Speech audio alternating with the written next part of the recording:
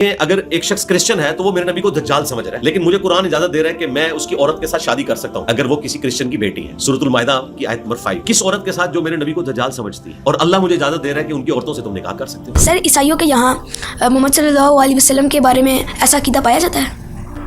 محمد، یہ سچی بات ہے کہ یہ بات میرے لیے بھی ایک چونکان دینے والی بات ہے اور میرے لیے بھی نئی بات ہے۔ میں 27 سال عیسائی رہا، اللہ سبحانہ تعالیٰ نے اس کے بعد مجھے اسلام قبول کرنے کی توفیق عطا فرمائی، لیکن اپنے 27 سال کے جو میرا عیسائیت کا زمانہ ہے، نہ یہ بات کبھی ہم نے کہی، نہ ہم نے اپنے پریسٹ سے کبھی یہ بات سنی، نہ ہی ہم نے اپنے جو مذہبی لٹریچر ہے ہمارا، نہ ہی ہم نے کبھی اس میں بات پڑھی۔ CSO کے عظیم الجلیل نام میں آپ کے سلامتی ہو۔ میں پادری پروفیسر ٹونی ولیم ہے۔ کل ایک شخص نے مجھے فون کیا اور اس نے کہا کیا مسیحی حضور کو حضرت محمد صلی اللہ علیہ وآلہ وسلم کو دجال کہتے ہیں؟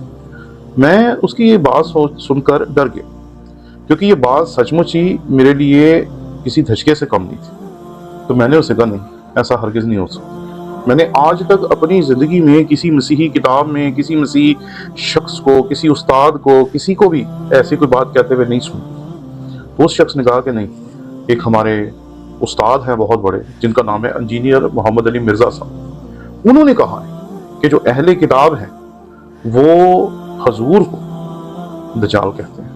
تو میں نے کہا جی ہم نہیں کہتے۔ اس نے جب ویڈیو بھیجی تو میں نے سوچا کہ اس بات کی کلیریفیکیشن مجھے خداوند کے کلام کا استاد ہوتے ہوئے دینے کی ضرورت ہے، اس لیے میں نے سوچا کہ آج آپ کو بتایا جائے کہ آپ اس ویڈیو کو ذرا دیکھیں، اگر ایک شخص کرسچن ہے تو وہ میرے نبی کو دجال سمجھ رہا ہے، لیکن مجھے قرآن اجازت دے رہا ہے کہ میں اس کی عورت کے ساتھ شادی کر سکتا ہوں اگر وہ کسی کرسچن کی بیٹی ہے۔